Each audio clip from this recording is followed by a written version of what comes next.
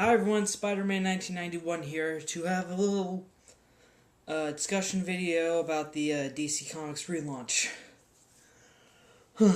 Okay, first of all, when I first heard the news about DC's relaunch, renumbering, whatever you want to call it, I was a little shocked, mostly because Action Comics 900 came out, and then hearing that they're going to renumber everything, it was a little annoying. Then when I heard rumors that they're going to reboot all of continuity, I got a little worried, but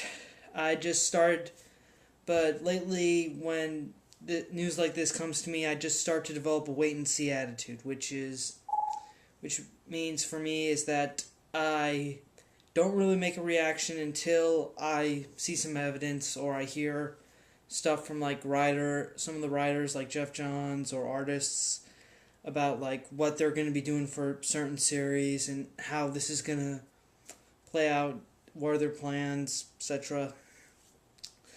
Fortunately, this weekend is Comic-Con, so a lot of stuff should be explained. And just a few days ago, they released information about what's going to change for Superman. But some heroes like Green Lantern and Batman are not really going to be changed that much. Okay, what else? Alright, now then. Basically what I can gather is that everything from the past 20 years and stuff will still be in effect. It's just they're changing a few things so that they can make it seem new, and also that they're renumbering all their series to number ones just so that they could bring in younger readers, okay? So when DC first announced the news and they started talking about digital day release and how they want to draw in a younger audience, I thought, wow, this is just a giant marketing scheme. That's all this is. It's just they're trying to bring in younger readers by relaunching, because let's face it, the age group for comics books most people who buy comics are just getting older, and some of us do try to get some fans do try to get their kids involved and stuff, but they want to get more younger readers, so they decide to relaunch everything to number one just so that when people see it, they get the impression, oh hey, this is a good jumping on point for me, I guess, if someone wanted to try comics. And okay, back to the digital comics thing. DC is also trying to release digital comics on the same day as the in-store releases. Not a bad idea, but I don't think a lot of people are really getting into the digital comics right now, because I'm not so because DC does have apps available for Android and Apple iPads and stuff. But I'm not so sure if people use them, because I think some people just prefer have a physical comic. Others say that it's because they can't really see a double page splash page on their iPad. Can't really get a good view of a 2-page splash page or something. Plus, tablets are expensive, and I do have the apps though on my iPhone and stuff, but it gets a little hard, but at times the screen is a little too small and it is a little annoying reading it and stuff.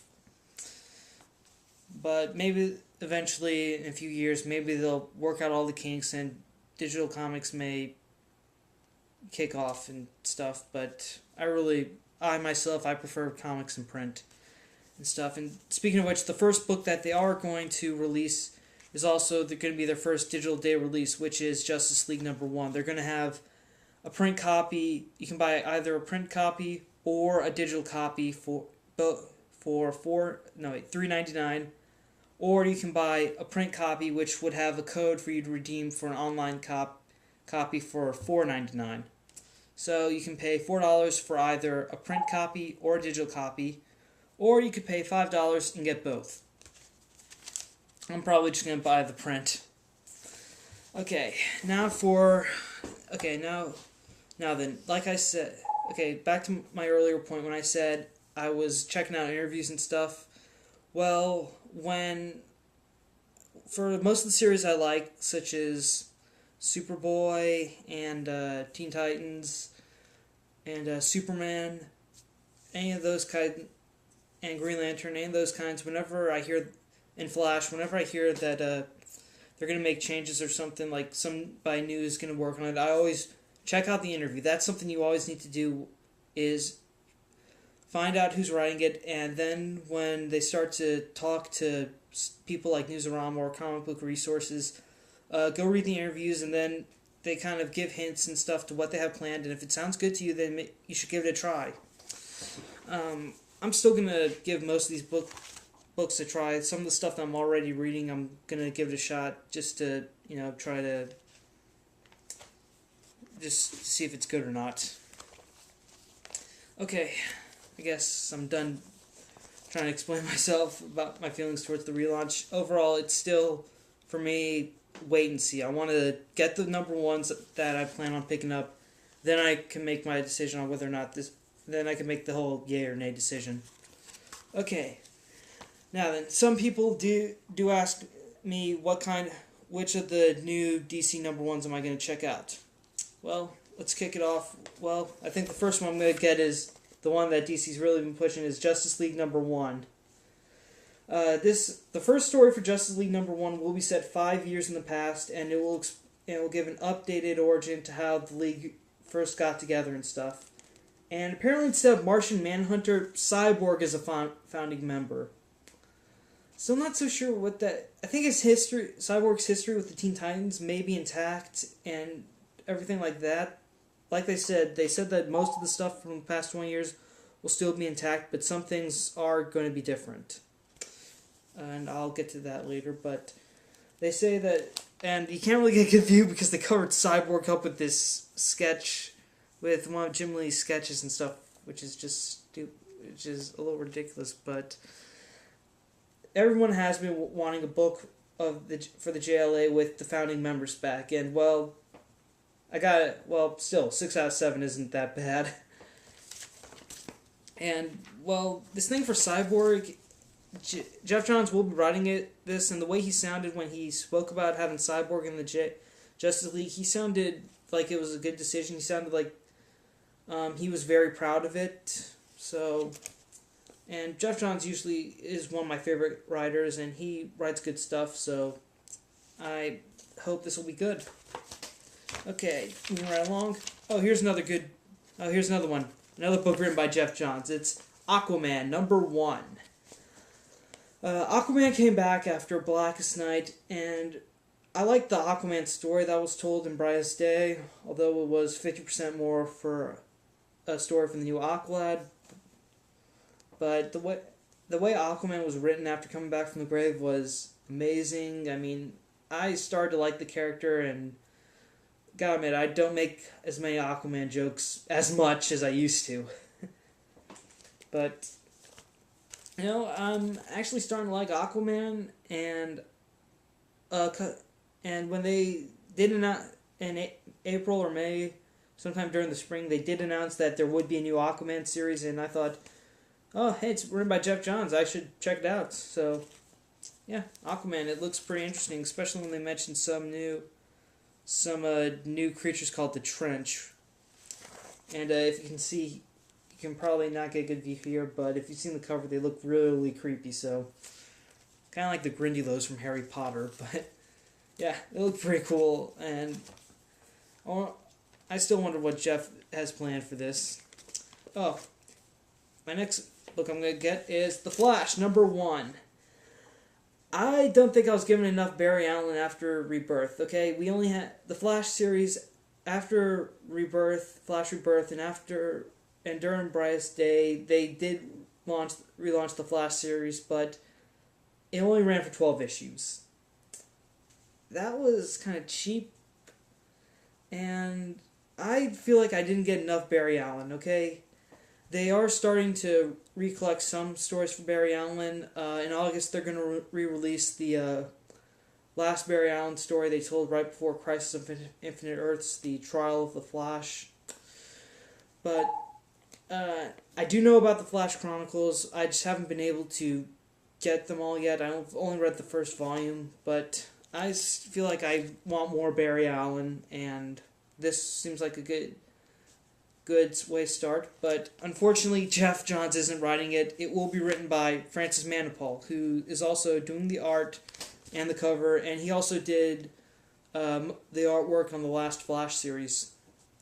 And he's a good artist, but not so sure how he's going to be for a writer. Hopefully he'll be good. Alright. Okay, skip. Okay, here we go. Action Comics #1. This series just reached 900 issues, and now they decided to relaunch it back to #1. Alright, we did it! 900 issues! Woo! Okay, let's relaunch this thing. In another 8 years, we could have had Action Comics 1000. I guarantee you, maybe in another 8 years, when they get close to that number, they're probably going to return it back to the original numbering. Just to say, yeah, it's been 1,000 issues. Woo! Wait, wasn't this just 90-something last month? Shut up, Gary. Okay, back to discussion. Action Comics #1. Just like Justice League, this will be set 5 years in the past. It will give you a new update, sort of a idea about, well, not really an updated origin, more of just like Superman's early days in Metropolis. Superman Year 1, if you will. That's not what the story's called, but I'm just calling it that because it's Superman's early days in Metropolis, so... Alright, and it's going to be written by Grant Morrison. He's done amazing work on Batman, and when he wrote has written a Superman comic before, but that was All-Star Superman, which was really more of a miniseries, and it took place in an alternate reality, but I loved it, and, he does good work, so maybe he can put Superman back in the spotlight. Okay, again, this costume that Superman's wearing, though, again, it's his early days, so it's not that bad, actually. I like the t-shirt and jeans and boots combo, but I wish they got rid of the cape. I mean, the cape just doesn't really go well with this outfit. It looks ridiculous. I mean, maybe if they had used a red jacket, but then that would have made him look a little more like something from Smallville, the TV series. And moving right along, I'm also going to be getting the Superman series, which will, again, be a #1, and it's written by George Perez. George Perez is also an artist. He drew New Teen Titans back in the 80s, and also he drew Legion of Three Worlds, and a ton of George Perez is one of my favorite artists. And he did write some issues and he was a writer. He wrote I think maybe 28 issues of Wonder Woman back in the 80s, but I haven't gotten a chance to check those out yet. So I don't know how George Perez is as a writer, but if it's anything like his art, then it'll be amazing. Okay, but before I do continue, there will be, I think the hero who's basically getting changed the most here is going to be Superman. Because, 1, his marriage to Lois Lane doesn't exist anymore. I mean, it's just been retconned. He didn't have to make a deal with the devil in order to save Ma Kent. God, I hate Kusada. And also, apparently, for the new status quo in the present, Superman #1, set in the present, Action Comics, past. Want to point that out. Basically, Lois Lane will be dating some new douchebag, and Clark is going to be single, and apparently the Kents are dead. I mean, his adoptive parents are dead, so he might feel and the way they have Superman written now is that he's going to be feeling a little alienated and such. And the reason for the armor is that apparently this is some sort of Kryptonian ceremonial armor or something. Don't know if it has any special abilities, but it does look nice. I'll give it that, though. It does look pretty nice. Oh. But the marriage to Lois Lane, but the retcon of writing out the marriage, it could work. They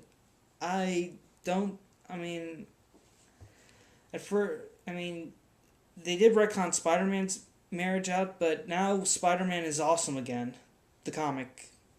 But it's so maybe they could do the same thing for Superman. And Lois and Clark are always meant to be together, so this could be just a new retelling of their love story.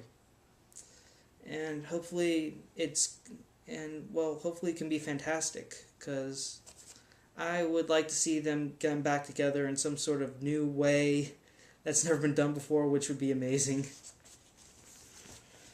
Oh, also, apparently Lois doesn't know his secret identity, so that's safe. Alright. Oh, don't have to turn the page from the next choice. Superboy, number 1. Connor, or I guess Superboy, is back in the lab and still being tested upon and stuff. I think they're trying to for Superboy, though, I think they're trying to get him more in line with his character on Young Justice. If you've seen Young Justice, the TV show, then you know that Superboy is a little more closed off, headstrong. I want to say headstrong, but also he's sort of feels a little closed off from everyone else because he's a clone and stuff, and that's kind of what they're taking it back to with Superboy number 1 here. To me, it kind of looks like back in the 90s when they first released Superboy, and he wasn't in Smallville, he wasn't with the Kents, he was living in Project Cadmus and sort of having his own adventures. And also Scott Lobel plans on making more use of Connor's tactile telekinesis in this book than his normal Kryptonian powers. Don't know if he still has them, but hopefully he will. Again, I hope they keep that part in, but I think Superboy living in Smallville, I think that's gone because, I mean, if the Kents are dead, then how is he going to live there now? Just seems a little weird. But I've heard but Scott Lobel, though, I mean, he does seem and when I read his stuff, he still seems to keep the whole half clone of Lex Luthor and Superman still intact, but it seems to just be taken in a new direction. Okay. Now for Batman. Batman number 1, written by Scott Snyder. I've liked his work on Detective Comics. That's the only Batman book I'm getting. Because, I mean, there's like 1, 2, 3, 4, 5, 6, 7, 8, 9, 10, 11. Yeah, there's 11 Batman books out. And I am just going to get this one. Because I think Batman's a little overrated, I think. I mean, I love Batman. He's one of my top 3 favorite heroes, but right now it just feels like he's on too high of a pedestal. I think that's what I'm trying to say here. I don't really want to burn out on Batman, so I'm just keeping it simple. Gonna just buy Batman number 1, that's it. And it's written by Scott Snyder. I've enjoyed if you see my reviews, then you know I've enjoyed his work on Detective Comics. So, and this is going to be Bruce Wayne back in the cowl. So, there's only one Batman, and it's Bruce Wayne. Good news on that. Oh, and we've seen how Scott Snyder writes Dick Grayson. Let's see if he can let's see how he writes Bruce Wayne. But if it's anything like his work on Detective Comics, it is going to be awesome. Okay, moving right along. Oh, here's something that they could have changed for Batman. Get rid of his bastard son. I mean, come on. Superman isn't married, but Batman still keeps his bastard son. Really?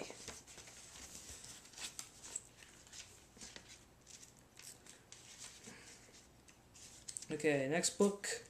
Oh, here we go. Here's a good example. For Green Lantern, they are not changing much of continuity, but come September, they are going to make a big change to the series. As you've seen from War of the Green Lanterns, Sinestro is now a Green Lantern. And, alright, Green Lantern number 1 still going to be written by Jeff Johns, and whenever Jeff gets Sinestro involved in a story, he seems to, really write an excellent Sinestro. And this will be an interesting take to see how Jeff sort of displays Sinestro as maybe a hero or an anti-hero, but now Sinestro's back in the Green Lantern Corps, and he has to sort of enforce justice in the galaxy. And not just out of fear, but by using his willpower now.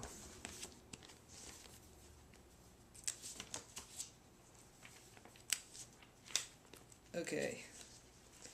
And, alright, this is going to take a while. Okay, I think that's all. And is that all of them? No, I think there's one more book left. Yep, here it is. Teen Titans #1. Again, written by Scott LaBelle. Well, it is different, I'll give him that. And Superboy's wearing a different costume than what he's wearing in Superboy. So maybe, again, Superboy's story might be set in the past, maybe not, who knows. And there are a few takes, and I do like the new costumes for Red Robin and Wonder Girl and Kid Flash. Those look amazing. Again, I want to point out that that the artist, Brett Booth, he stated that this little paper cape thing, yeah, this is just something Kid Flash put on Superboy, just kind of a kick me sign or something, but that's not part of the costume, so for people who are complaining about the paper cape, don't worry about it. It's not part of the costume. And Teen Titans, not that bad. We've got the big four from Young Justice, and we've got 3 new characters. It is pretty similar to how the new Teen Titans series began with Marv Wolfman. He had four known sidekicks, Robin, Wonder Girl, Kid Flash, Beast Boy, and he brought in 3 new characters, Cyborg, Starfire, and Raven. And that book quickly became pretty popular, so it seems to follow the same formula right here with these 4 familiar characters plus 3 new ones. I'm going to give it a try, because I like these 4, because I really like these 4 as a team. They are amazing, and hopefully nothing really has changed for them, except, well, their costumes and maybe a few characterizations, but I'm willing to give it a try, because I love Teen Titans and I love these 4, so. And maybe the new characters will be pretty interesting as well. And yeah, that's it. That is all. Those are all my choices from the DC relaunch. Again, I'm gonna wait and see. I'm gonna buy these comics, give them a try, and decide whether or not I want to continue buying the series and stuff. Though, granted, I'll probably wait until the end of the first story arc or whatever, but I really hope that all these writers and artists, they do a great job in telling these stories, and that these series really do succeed. And that's it. Okay, again, one more time, the books I'm going to check out are Justice League, Aquaman, Action Comics, Superman, Superboy, Flash, Green Lantern, and Batman #1, and Teen Titans. Yep, that's all. Wait, did I say Flash? Just to be sure, Flash, yeah. Okay, that's all of them. So, that is all. Spider-Man 1991 saying see you later, and coming soon, a review of Captain America. But first I have to see it. Later.